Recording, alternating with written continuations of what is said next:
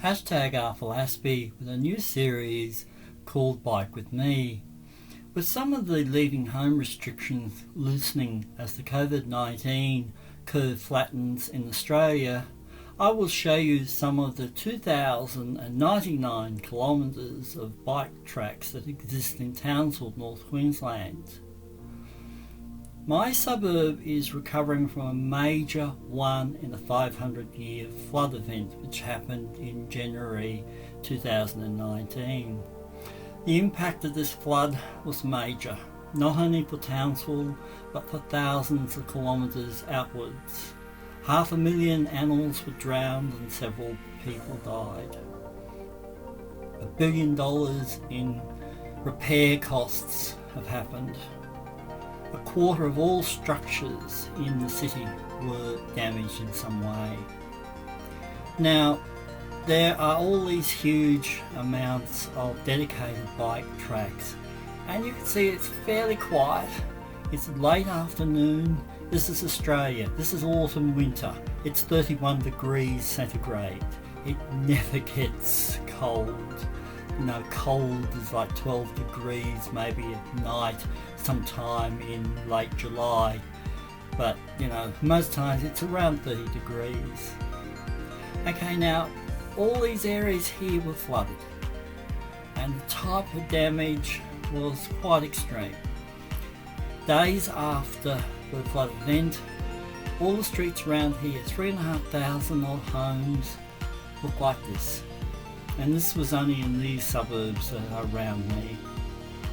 Everything. Plaster walls disintegrated because these are all fairly new homes. Now this is the river and you can see a child's playground there ruined. And there's one bicycle rider out. But you can sort of see it's a fairly empty and bare landscape. It's late afternoon, so we've got a long shadow. I'm heading east, so sun's behind me. And as we go around the corner, I just wanted to point out, you can see how low everything is, and the water there, these lakes travel through. Well, all this was covered in water. It just came up in a huge pile of rain that just hit, and this inundated everything. And you can just see a shipping container there, and you see lots of those. And what that says is that house is still under repair. Right through this whole area, there are still several hundred houses needing minor to major repairs. And it's not just in Townsville, but it's in the whole area of North Queensland. But anyway, these are the bike tracks. You can see a lot of the vegetation, the gardens are dead. You had the very tough pandanus trees which couldn't survive anything, but an awful lot of vegetation just died. And a poisonous disease called miltosis entered the soil through the flood waters, and it killed a few people after the flood.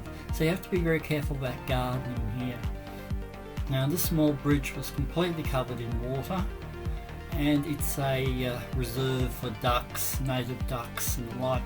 And I'm just turning around. You're not going to actually see it much, but there are signs about COVID distancing, which is really a bit funny if you look at it.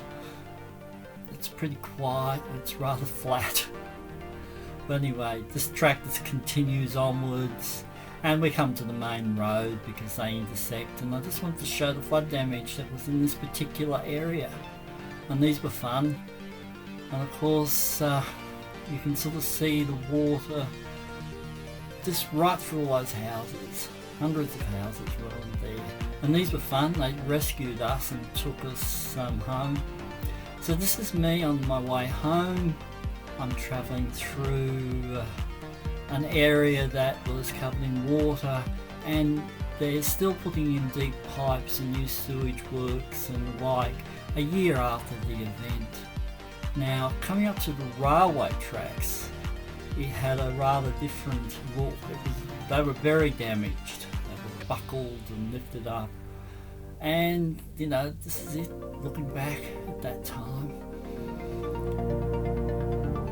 And this is the local pub, which is of course closed due to COVID-19 restrictions, and you can see the streets are very quiet.